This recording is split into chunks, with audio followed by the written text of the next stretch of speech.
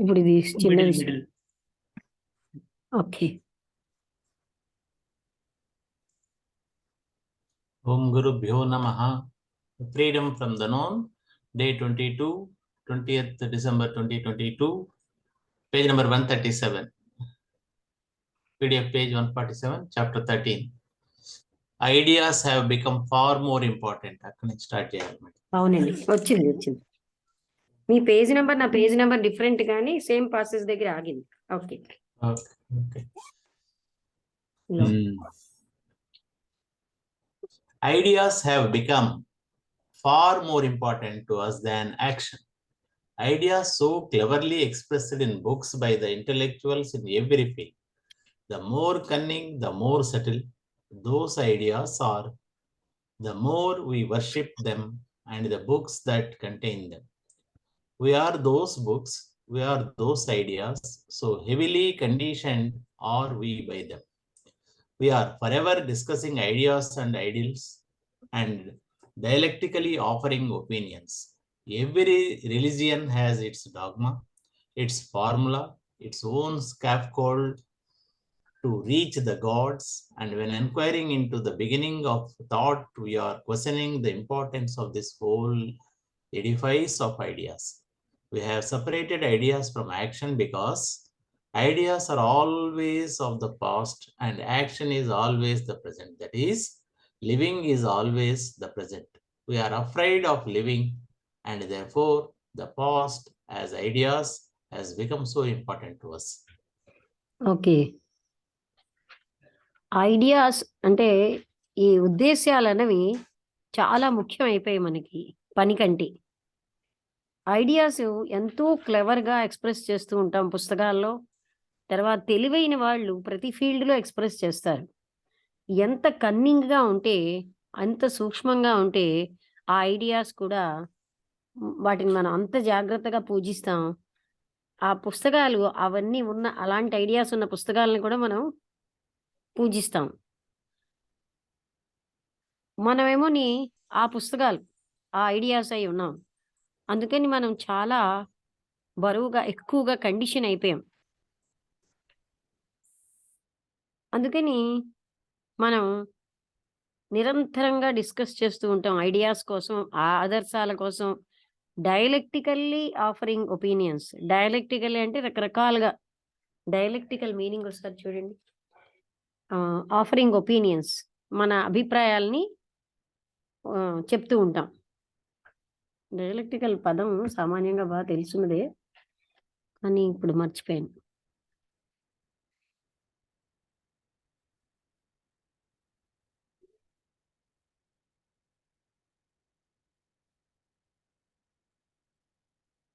వచ్చిందా?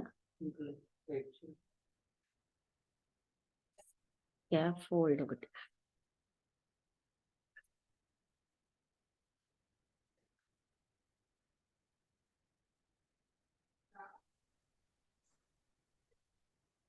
డైలెక్టికల్లీ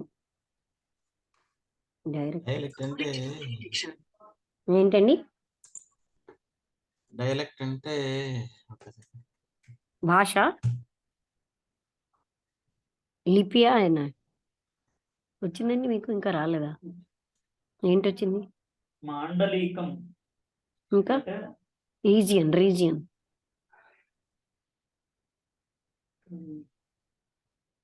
Discovering what is true by considering opposite theories. అదా opposite The dialectical method of questioning established thought. Deriving. Okay, ఇప్పుడు scaffold చూడండి. అంటే ఇక్కడ ఏంటంటే ఆపోజిట్ మీనింగ్స్ నుంచి డిస్కవరింగ్ ట్రూత్సా అండ్ డైలెక్టికల్ ఆఫరింగ్ ఒపీనియన్స్. అంటే మనం ఎప్పుడు కూడా డిస్కస్ చేస్తూ ఉంటాము ఐడియాస్ని, ఐడియల్స్ని. డైలెక్టికల్గా అంటే ఆపోజిట్ విషయాల్లోంచి మన అభిప్రాయాలు వెల్లడి చేస్తాం. ప్రతి మతము కూడా దాని యొక్క సిద్ధాంతం ఉంటుంది, ఫార్ములా ఉంటుంది, దాని యొక్క అంటే పద్ధతులు.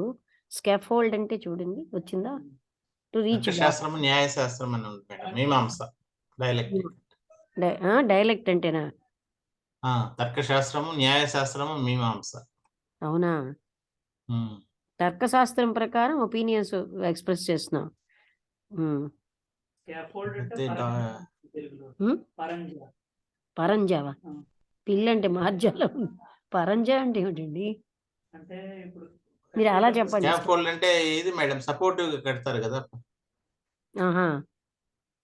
ఇప్పుడు బిల్డింగ్ కి మన Yes, yes, yes. వుడ్స్ అదే అదే అంటే వాటిని ఏదో కర్రలు అంటారు అలా. టెంపరరీ సపోర్ట్ అన్నమాట. ఎస్ అర్థమైంది. ప్రతి మతానికి దాని యొక్క థియరీ ఉంది, ఫార్ములాస్ ఉన్నాయి, దాని యొక్క సపోర్ట్ ఉంటుంది భగవంతుడిని చేరడానికి. అప్పుడు మనం కానీ ఎంక్వైరీ చేస్తే into the beginning of thought, ఆలోచన యొక్క మొదట్లో మనం ఏం ప్రశ్నిస్తున్నామంటే ఈ ఈ హోల్ ఎడిఫైస్ ఆఫ్ ఐడియాస్, ఈ ఐడియాస్ అన్నిటి యొక్క మొత్తాన్ని మనం ప్రశ్నిస్తున్నాం, ఇంపార్టెన్స్ అని, ప్రాముఖ్యతని. మనం ఏం చేసాం, ఐడియాస్ని యాక్షన్ నుంచి సెపరేట్ చేసేసాం.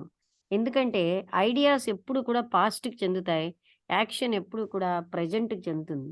అందుకని ఎప్పుడు కూడా living is always the present, జీవించడం అన్నది ప్రెజెంట్లోనే ఉంటుంది. మనం జీవించడం అంటే భయపడుతున్నాం, అందుకని పాస్ట్ అంటే యాజ్ ఐడియాస్, అంటే ఐడియాస్గా ఉన్న పాస్ట్ అన్నా కూడా మనకి అంత ముఖ్యమైపోయి. ఎందుకంటే because we are afraid of living, so పాస్ట్తో ఉన్న ఐడియాస్ అన్నీ కూడా మనకి చాలా ముఖ్యమైపోయి. It is really extraordinarily interesting to watch the operation of one's own thinking. Just to observe how one thinks, where that reaction we call thinking springs from. Obviously from memory. Is there a beginning to that thought at all? If there is, can we find out its beginning? That is the beginning of memory. Because if we had no memory, we would have no thought. Okay, ఇది చాలా అద్భుతమైన విషయం. ఏంటంటే మన యొక్క operation of, మన యొక్క ఆలోచన విధానాన్ని మనం అబ్జర్వ్ చేసుకోవడం, వాచ్ చేయడం. జస్ట్ టు అబ్జర్వ్ ఏ విధంగా మనం ఆలోచిస్తున్నాం, ఎలాంటి రియాక్షన్స్ వస్తున్నాయి మనం ఆలోచన పేరట, ఏ రకంగా మన ఆలోచనలన్నీను స్ప్రింగ్ అవుతున్నాయి, ఉద్భవిస్తున్నాయి. తప్పనిసరిగా ఇదంతా జ్ఞాపకం నుంచే వస్తున్నాయి. అసలు ఈ ఆలోచనకి మూలం అన్నది, స్టార్టింగ్ అన్నది ఎక్కడుంది? ఈజ్ దేర్, ఉన్నదా? ఒకవేళ ఉంటే మనం దాన్ని కనుక్కోగలమా, ఆ బిగినింగ్ ఆఫ్ థాట్ని? అంటే ఆ బిగినింగ్ థాట్కి బిగినింగ్ మెమొరీ కదా, బిగినింగ్ ఆఫ్ మెమొరీని మనం చూడగలుగుతున్నామా? ఎందుకంటే మనకే కానీ ఒకవేళ మెమొరీ లేకపోతే మనకు ఆలోచనే లేదు కదా.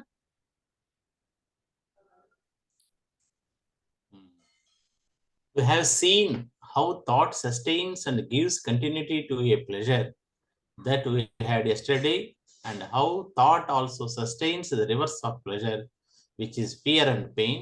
So the experiencer, who is the thinker, is the pleasure and the pain, and also the entity who gives nourishment to the pleasure and pain. The thinker separates pleasure from pain.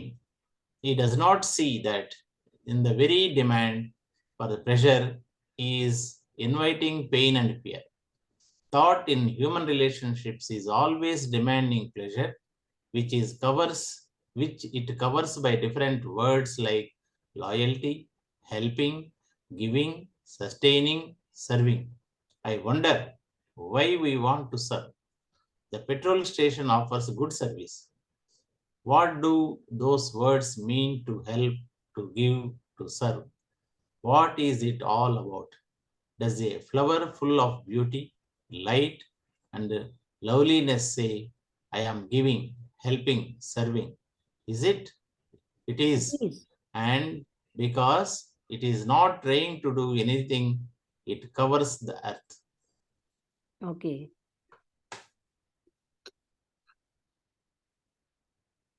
మనమేమో ఈ ఆలోచనలు ఎలాగ పుష్టి చెందుతున్నాయి, ఎలాగ continuity, సుఖానికి continuity ఇస్తున్నాయి, మనకి నిన్నటి సుఖాన్ని ఇవాళ వరకు ఎలా కంటిన్యూ చేస్తున్నాయి, ఏ విధంగా ఆలోచనలు మన అంటే సుఖానికి ఆపోజిట్ అయిన దుఃఖాన్ని కూడా బలపరుస్తున్నాయి, లేకపోతే భయాన్ని, బాధని ఎలా బలపరుస్తున్నాయి అంటే ఇవన్నీ మనం చూసాం. అందుకని ఎక్స్‌పీరియన్సర్ అంటే అనుభవించేవాడు. ఆయనే ఆలోచించేవాడు, అనుభవించేవాడు ఒకడే. ఆయనే సుఖం అయ్యున్నాడు. ఆయనే బాధ అండ్ ఆ మొత్తం ఎంటిటీ అంతా ఎవరైతే ఈ సుఖానికి దాన్ని అంటే నరిష్మెంట్ పోషణ ఇస్తున్నాడో, బాధకు పోషణ ఇస్తున్నాడో ఎవరు ఆయన అంటే ఇక్కడ ఈ పాయింట్ అర్థమైందండి. ఆలోచించేవాడే సుఖానికి నరిష్మెంట్ అంటే ఆహ్, పోషణని, బలాన్నిస్తున్నాడు. బాధనిచ్చేవాడు కూడా మనం సూక్ష్మంగా ఆలోచిస్తే వేరే ఒకడున్నాడా? కేవలం మన ఆలోచనే. థింకరే. ద థింకర్ సెపరేట్స్ ఆలోచించేవాడు సెపరేట్ చేస్తున్నాడు. The thinker separates pleasure from pain. మనకున్న సుఖాన్నించి బాధని సెపరేట్ చేసేవాడు ఆలోచించేవాడే. He doesn't see that in the very demand for pleasure he is inviting pain and fear. ఈ ఆలోచించే థింకర్ ఆలోచించట్లేదు ఏంటంటే చూడటం లేదు. ఆయన సుఖం కోరుకోవడంలోనే ఆయన భయాన్ని, బాధని కూడా కోరుకుంటున్నాడు. హార్ట్ ఇన్ హ్యూమన్ రిలేషన్ ఆలోచన మానవుడి యొక్క సంబంధ బాంధవ్యాల్లో కోరుకుంటోంది ఇవన్నీ. In human relationships is always demanding pleasure which it covers by different words like loyalty. అంటే ఇప్పుడు చూడండి, మానవుడి యొక్క సంబంధాలేమిటి? మనుషులతో, వస్తువులతో, ఐడియాలతో అక్కడ ఉన్న ఆలోచన ఎప్పుడు కూడా కోరుతూ ఉంటుంది సుఖాన్ని. ఆ సుఖం ఏంటంటే వేరు వేరు పేర్లతో విశ్వాసపాత్రత్వం అంటాం, సహాయం అంటాం, ఇవ్వడం అంటాం, బలపరచడం అంటాం, సేవ చేయడం అంటాం. ఇవన్నీ వేరు వేరు రూపాల్లో సుఖం కోరే సుఖాన్నే కోరుతోంది ఆలోచన. ఈ పాయింట్ అర్థమైంది కదండీ! హ్మ్. ఆలోచన మనం ఎందుకు సర్వీస్ చేస్తున్నాం? In seeking pleasure, in giving, helping ఇవన్నిటిలో కూడా there is pleasure. Demand pleasure అన్నది ఉంది. I wonder why we want to serve. అసలు మనం ఎందుకు సేవ చేయాలండి? పెట్రోల్ స్టేషన్ అనే అందులో వాళ్ళు మంచి సర్వీస్ ఇస్తున్నారు. What do those words mean? దాని అర్థం ఏమిటి? To help, to give, to serve. ఈ సహాయం చేయడం అన్నా, ఇవ్వడం అన్నా, సేవ చేయడం అన్నా అర్థం ఏమిటి? What is it all giving? What is it all about? ఇదంతా దేనికోసం? ఒక సౌందర్యమైనటువంటి ఒక పుష్పాన్ని తీసుకోండి. అది ఎంతో సౌందర్యాన్ని ఇస్తూ ఉంటుంది. కాంతినిస్తుంది. I am giving, helping, serving అంటే does a flower full of beauty, light and loveliness say అది చెప్తుందా నేను ఇస్తున్నాను, ప్రేమిస్తున్నాను లేదా నేను సహాయం చేస్తున్నాను, సేవ చేస్తున్నాను అంటుందా? It is. And because it is not trying to do కానీ అవన్నీ ఇస్తోంది. కానీ అది మాత్రం ప్రయత్నించట్లేదు. అది మొత్తం ఎర్త్ అంతటిని కవర్ చేస్తూ ఉంది. అంటే మీకు అర్థమైంది కదండీ! అంటే ఎలా అయితే అది సహజంగా దాని సౌందర్యం ఎలా వస్తుందో, మనిషి సహజత్వంలో ఉన్నప్పుడు ఇంక సర్వ్ చేయడం, గివింగు, హెల్పింగు లేనే లేవు కదా! అర్థమైందా ఈ పాయింట్ తులసిరామ్ గారు? Yes. Yes, ma'am. హ్మ్. So we live as natural as we. Yes, That's the because point, I think. we are habituated Humans. to unnaturality because we are not different from each other, but in origin or basically, but we are accustomed to the unnaturality. Individual అన్న పదానికి అర్థం ఏంటంటే which cannot be divided. But we are always thinking that we are divided. And because of that ఇది helping, giving, serving అన్న వచ్చాయి. If not సహజంగా ఉండడంలో there is no helping, no giving. కాదా? అర్థమైందా point? Yes, yes, yes, yes. Okay. Thought is so cunning, so clever that it distorts everything for its own convenience. Thought in its demand for pleasure brings its own bondage. Thought is the breeder of duality in all our relationships. There is violence in us which gives us pleasure, but there is also the desire for peace, the desire to be kind and gentle. This is what is going on all the time in all our lives. Thought not only breeds this duality in us, this contradiction, but it also accumulates the innumerable memories we have had of pleasure and pain, and from these memories it is reborn. So thought is the past, thought is always old as I have already said. Okay. ఇక్కడ ఏం చెప్తున్నారంటే ఈ ఆలోచన అన్నది చాలా cunning. చాలా తెలివైంది. ఎంతో distortion అంటే అంటే ఇటు అటు చిన్నాభిన్నంగా ఉంటుంది. Everything for its own convenience. దాని సదుపాయం కోసమే అదన్నీ చేస్తుంది. ఆలోచన ఎప్పుడూ కూడా సుఖాన్ని కోరుతుంది. దానికి బంధాన్ని తెస్తూ ఉంటుంది. థాట్ అన్నది ద్వైతాన్ని తీసుకొస్తోంది మన సంబంధాల్లో. అనుభవించేవాడు, అనుభవించేది. అక్కడ వయలెన్స్ ఉందన్నమాట మనలో. అది మనకి ప్లెజర్‌నిస్తోంది, సుఖాన్ని. కానీ అక్కడ డిజైర్ ఫర్ పీస్ కూడా ఉంది. అంటే శాంతి కావాలన్న కోరిక. డిజైర్ నేను దయగా ఉండాలని, సౌమ్యంగా ఉండాలని ఈ కోరికలు కూడా ఉన్నాయి. అందుకని ఇదే మన నిత్య జీవితంలో అన్ని సమయాల్లో జరుగుతోంది. మన మొత్తం జీవితాల్లో. ఈ ఆలోచన అన్నది ద్వైతాన్ని తేవడమే కాదు మనలో, వ్యతిరేకతలను తెస్తోంది. ఇది ఏం చేస్తోందంటే అనంతమైనటువంటి జ్ఞాపకాలని క్రోడీకరిస్తోంది. అంటే పోగు చేస్తోంది. మనకి ఎన్నో సుఖాల నుంచి, బాధల నుంచి, జ్ఞాపకాలన్నిటిని కూడా మనకి క్రోడీకరించి అది ఆలోచన పుడుతోంది అందులోంచి. అందుకని ఆలోచన అన్నది గతానికి చెందింది. ఆలోచన ఎప్పుడు పాతదే. నేను ఇంతకు ముందు చెప్పినట్టుగా అని చెప్తున్నారు. As every challenge is met in terms of the past, a challenge being always new, our meeting of the challenge will always be totally inadequate, hence contradiction, conflict, and all the misery and sorrow we are here to. Our little brain is in conflict whatever it does, whether it aspires, imitates, conforms, suppresses, sublimates, takes drugs to expand itself, whatever it does, it is in a state of conflict and will produce conflict. Conflict. Okay. ప్రతి challenge అంటే మనం ఎదుర్కొనే ప్రతి challenge కూడా మనమేమో గతంతో ఎదుర్కొంటున్నాం. Challenge అనేది కొత్తగా ఉంటుంది. కానీ మనం దేనితో ఎదుర్కొంటున్నాం? ఎప్పుడు పాతదైన ఆలోచనతో ఎదుర్కొంటున్నాం. అందుకని ఎప్పుడు ఇనాడిక్వేట్, సఫిషియెంట్‌గా ఉండదనమాట. అందువల్లనే వ్యతిరేకతలొస్తున్నాయి, సంఘర్షణలొస్తాయి. అందుకని దుఃఖాలు, బాధలు అన్నీ అందులోంచే వస్తున్నాయి. మన చిన్న బ్రెయిన్ అనేది ఎప్పుడు సంఘర్షణలో ఉంటుంది. అది ఏం చేసినా, అది ఏమిటి ఆశించినా, ఇమిటేట్ చేసినా, అనుకరించినా, సప్రెస్ చేసినా, అణిచేసుకున్నా, సబ్లిమేట్ అన్నా అలాంటిదే కదా! అప్పుడు అది డ్రగ్స్ తీసుకుని ఎక్స్‌పాండ్ అయినా అంటే కొన్ని డ్రగ్స్ ఉన్నాయి. ఎక్స్‌పాండ్ అంటే కాన్షియస్‌నెస్ ఎక్స్‌పాండ్ అవ్వడానికి. సో, ఇలాంటివన్నీ చేసినా అది ఎక్కడ ఏది చేసినా సరే it is in the state of conflict. సంఘర్షణే పెరుగుతోంది. And will produce conflict. అది ఎప్పుడు కాన్ఫ్లిక్ట్‌నే ఉత్పత్తి చేస్తూ ఉంటుంది. Those who think a great deal are very materialistic because thought is matter. Thought is matter as much as the floor, the wall, the telephone, or matter. Energy functioning in a pattern becomes matter. There is energy and there is matter. That is all life is. We may think thought is not matter, but it is. Thought is matter as an ideology. Where there is energy, it becomes matter. Matter and energy are interrelated. The one cannot exist without the other, and the more harmony there is between the two, the more balance, the more active the brain cells are.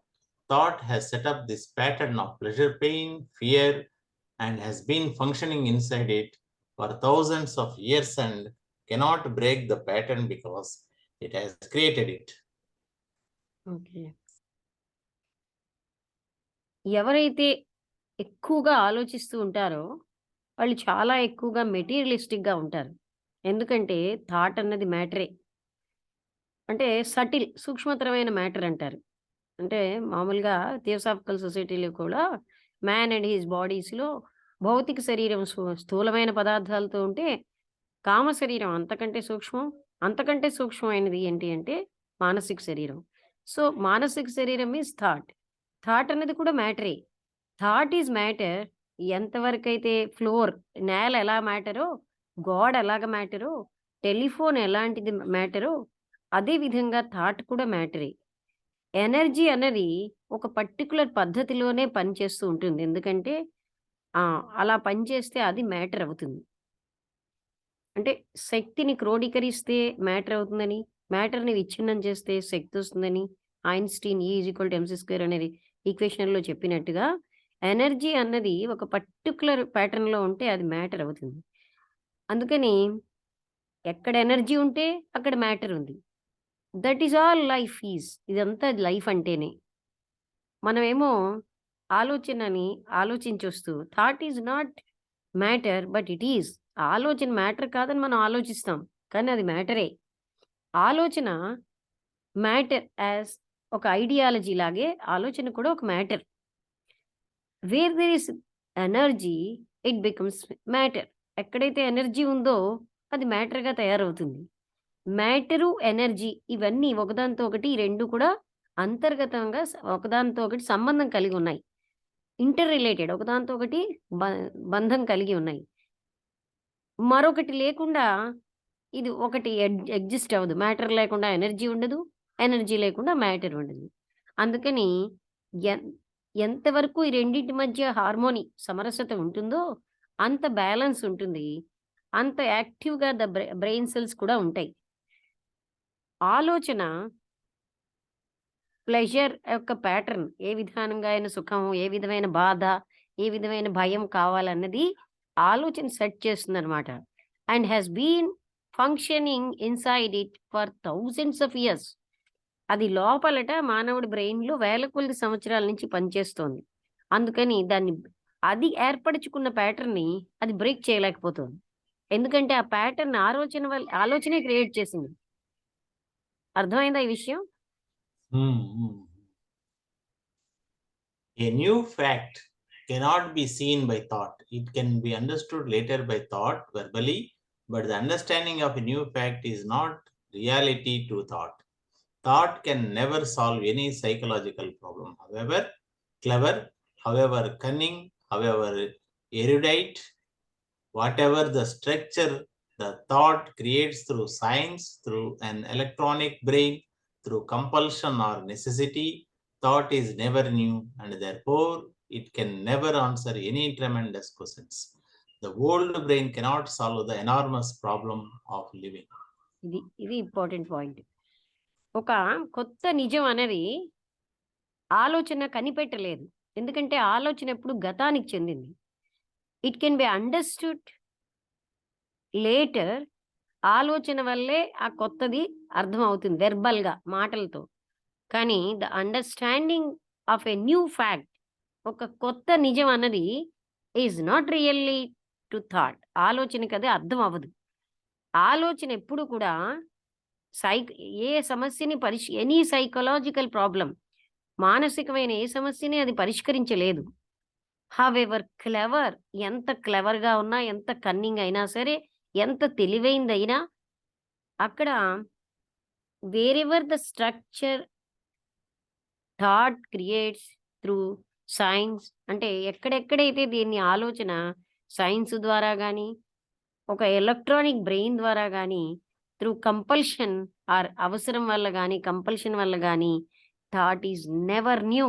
అంటే ఎలాంటి ఫీల్డ్‌లో వచ్చిన ఆలోచనైనా, whether it is of electronic brain or of scientific thing or of any other thing, అది ఎప్పుడు కూడా or thought which is produced by compulsion or by necessity, అది ఎలాంటి థాట్ అయినా సరే అది ఎప్పుడు ఓల్డే.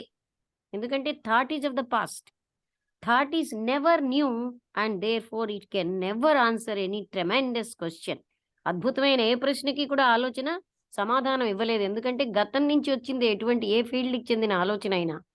The old brain cannot solve the enormous problem of living. అందుకని మన జీవితంలో ఉన్న పెద్ద పెద్ద సమస్యలే దేన్ని అసలు లివింగ్ అన్న సమస్యనే ఈ ఓల్డ్ బ్రెయిన్ పరిష్కరించలేదు. మనం ఏం చేస్తామంటే ఒక థాట్ నుంచి ఇంకో థాట్ సబ్స్టిట్యూట్ చేస్తున్నాం, thinking it is solution. But we are not, the thought is not able to give the solution. Thought is crooked because it can invent anything and see things that are not there. It can perform the most extraordinary tricks, and therefore it cannot be depended upon. But if you understand the whole structure of how you think, why you think, the words you use, the way you behave in your daily life, the way you talk to people, the way you treat people, the way you walk, the way you eat. If you are aware of all these things, then your mind will not deceive you. Then there is nothing to be deceived. The mind then is not something that demands, that subjugates. It becomes extraordinarily quiet, playable, sensitive, alone, and in that state, there is no deception whatever. So, yeah, whatsoever. ఆలోచన అనేది ఎప్పుడు కూడా క్రుక్కెడ్‌గా అంటే ఏమిటి? మనకి మోసకారిగా ఉంటుంది. ఎందుకంటే it can invent anything. ఇది ఏవైనా కనిపెట్టగలదు. అది ఏవైనా చూడగలదు. అక్కడ లేని విషయాలన్నీ చూడగలదు. అది చాలా అద్భుతమైన ట్రిక్స్ చేయగలదు. అందుకని it cannot be depended upon. దాని మీద మనం ఆధారపడలేము. కానీ మీరు దాన్ని మొత్తం ఆ స్ట్రక్చర్ మీరు ఎలా ఆలోచిస్తున్నారు? ఎందుకు ఆలోచిస్తున్నారు? మీరు ఏ పదాలు వాడుతున్నారు? మీరు ఏ రకంగా ప్రవర్తిస్తున్నారు నిత్య జీవితంలో? మీరు ఏ రకంగా మాట్లాడుతున్నారు ప్రజలతో? మీరు ఏ విధంగా ప్రజలను ట్రీట్ చేస్తున్నారు? మీరు ఎలా నడుస్తున్నారు? మీరు ఏ విధంగా అంటే తింటున్నారు? వీటన్నిటి ఎరుక మీకుంటే, అప్పుడు మీ మనస్సు అన్నది మిమ్మల్ని మోసం చేయదు. అప్పుడు మీకు మోసం చేయడానికి ఏమీ లేదు. మైండ్ అన్నది అది అప్పుడు then is not something that demands. ఏది కోరదనమాట. అది ఏది కూడా అణుచుకోదు. అది చాలా అద్భుతంగా క్వైట్‌గా అయిపోతుంది. మీరు ఎలాగ మలుస్తే అలా మలచబడుతుంది. సున్నితం అయిపోతుంది. ఒంటరిగా అయిపోతుంది. అలాంటి స్థితిలో ఎక్కడ మోసం అన్నది ఏ రకమైన మోసం ఉండదు. Have you ever noticed that when you are in a state of complete attention, the observer, the thinker, the center, the me comes to an end? In that state of attention, thought begins to wither away.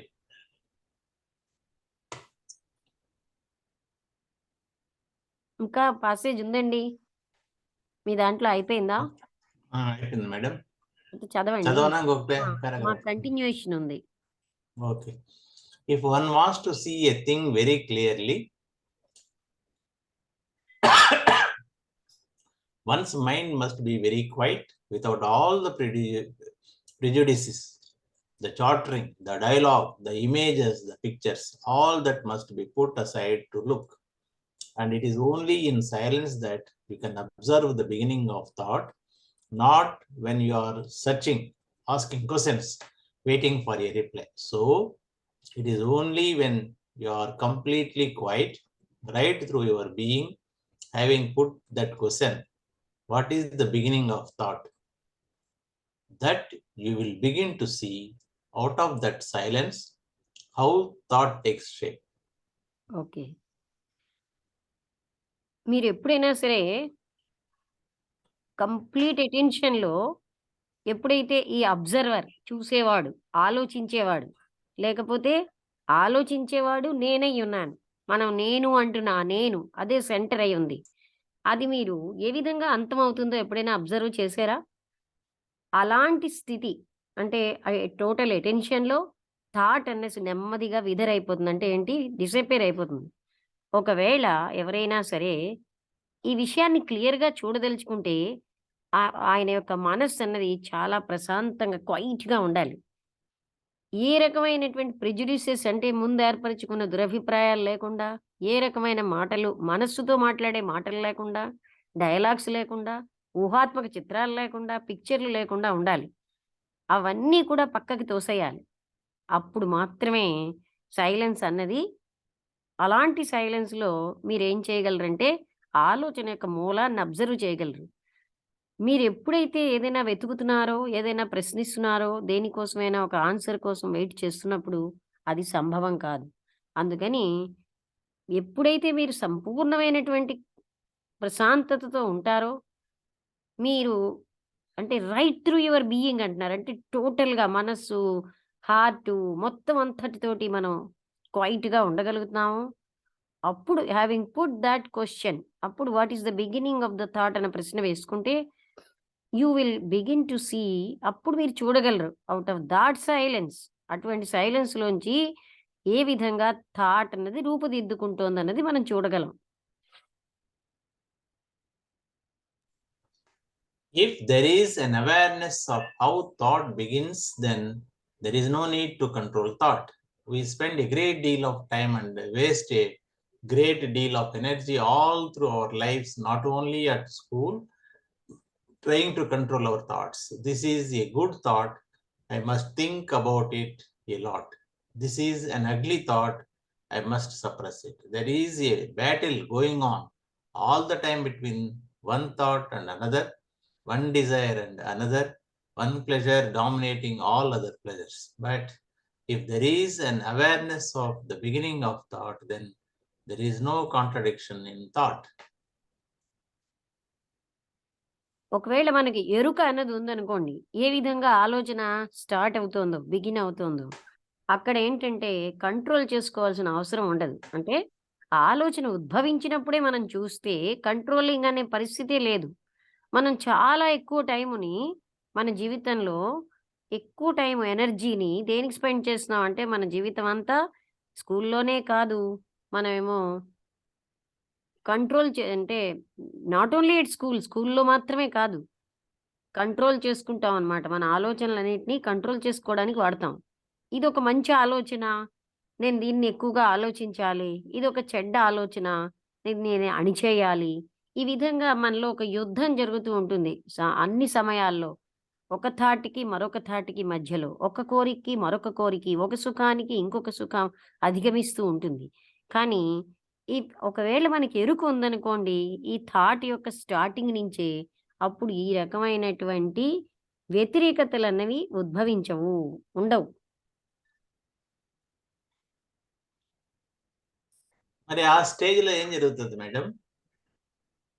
ఏ స్టేజ్‌లో అంటే ఎప్పుడైతే మీరు observe చేస్తున్నారో అదే కదండీ! ఆ! ఆ! ఇప్పుడు మంచి, చెడు అనేటువంటిది డిసైడ్ చేసేటటువంటి చెప్పారు గదా! One batting. Pleasure dominating the other pleasures, one desire to another అని. హ్మ్. ఆ సప్రెషన్ చేయకపోతే అదే that is how you have been conditioned from the childhood. What he is saying is, if you observe the beginning of the thought, అంటే ఆలోచన ఎలా arise అవుతుందో మీరు చూడగలిగితే అప్పుడు మీరింక ఈ క్వెషన్ లేదు. ఈ ఆలోచన మంచిది, ఇది చెడ్డది, ఇది ఇలాంటివి ఎక్కువ ఆలోచనలించాలి, ఇలాంటి ఆలోచనలు అణిచుకోవాలి. ఈ క్వెషనే లేదు కదా! The moment you observe the origin of the thought, beginning of the thought, then అది ఫ్లవర్ అయ్యేటువంటి పరిస్థితి ఇవ్వడం లేదు కదా! When you observe it, then automatically you can see there itself. Very observation will decide whether you have to, అంటే మనకు అలాంటి ఒక స్థితి ఉందండి. ఇప్పుడు మీరు ఒక పాముని చూసారు. గెంతాలా? అక్కర్లేదా? ఎవరు చెప్తారు చెప్పండి? Do you ask anybody? Immediately one intelligence works in us కదా! Hmm. So, by seeing is action. Perception is action. Understanding is action కదా! Hmm. So, there is no difference between understanding and action. The moment you observe the origin of the thought, then immediately it will అక్కడ దానంతట అదే ఆ అవేర్‌నెస్‌లో అప్పుడు ఈ thought ఉంచుకోవాలి, ఈ thought ఉంచొద్దనేది ఏమి ఉండదు. అక్కడే అన్నీ డిసైడ్ అయిపోతాయి. ఓకే. ఆ థాట్ ప్రాసెస్ ఇనిషియేట్ కాదని దట్ మీన్స్. అంటే ఆ అవేర్‌నెస్ ఉండాలి. ఎలాగ థాట్ అరైజ్ అవుతోంది, అది ఎలా ఫంక్షన్ చేస్తోంది, ప్రతి యాక్షన్ వెనకాల ఉన్నటువంటి థాట్స్ ఏ విధంగా ఉంటున్నాయి, ఇవన్నిటిని how thoughts are accumulating as memories, how from memory thought is arising, ఇవన్నీ మనం చూస్తున్నాం అనుకోండి అవేర్‌నెస్‌తో, ఆ థాట్ ఆరిజిన్ మనకు తెలిసిపోతుంది. ఇంకో అద్భుతమైన విషయం చెప్పనా? మనలో థాట్ ఆరిజిన్ తెలిస్తే ఇంకొకరిలో థాట్ ఆరిజిన్ మనకు తెలిసిపోతుంది. Because others are bodily they are different, but we are not different. Okay. Yes. Now, when you hear a statement like thought is always old or time is sorrow, thought begins to translate it and interpret it. But the translation and interpretation are based on yesterday's knowledge and experience. So you will invariably translate according to your conditioning. But if you look at the statements and do not interpret them at all, but just give them your complete attention, not concentration. You will find there is neither the observer nor the observer, neither the thinker nor the thought. Don't say which began first. That is a clever argument which leads nowhere.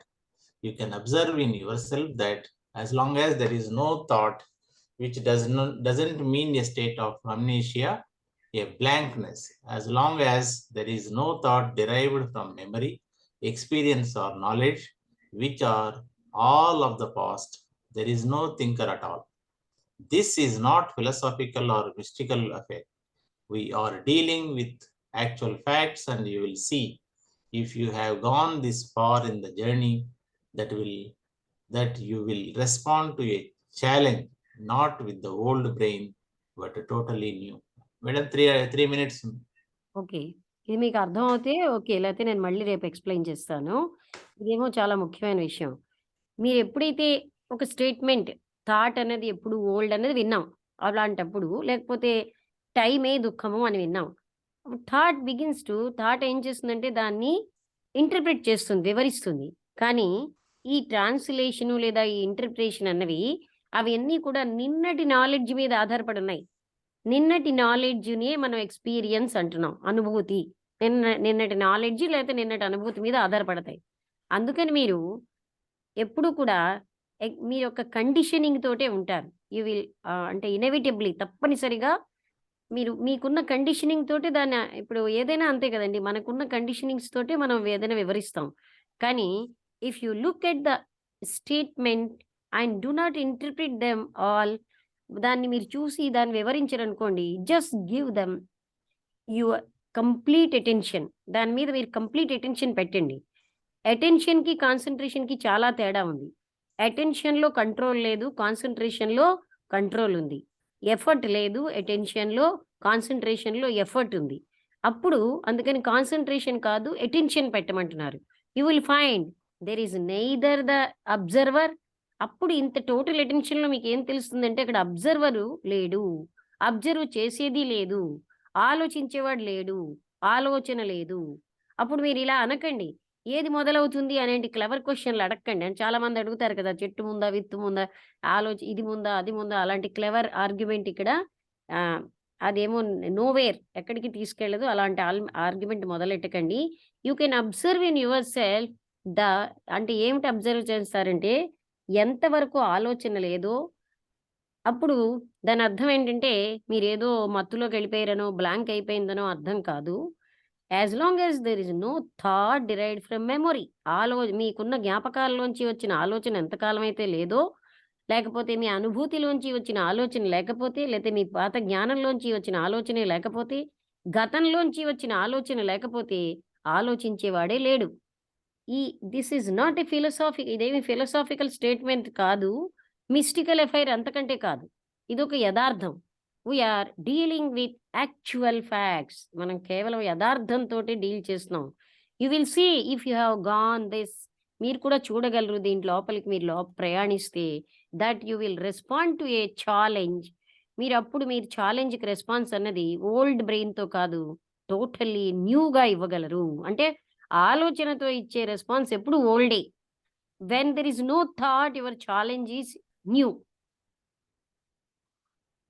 అంటే మనకి thought తోటే answer ఇవ్వడం అలవాటయింది. ఏమి తులసిరామ్ గారు అర్థమైందా? Yes, ma'am. అంటే beyond thought what is అని అడగొచ్చు కదా! వెన్ థాట్ లేదు కదా! థాట్ ఆగిపోతే the supreme intelligence will work. Thought Yes. ఆగితేనే ప్రేమ మొదలవుతుంది.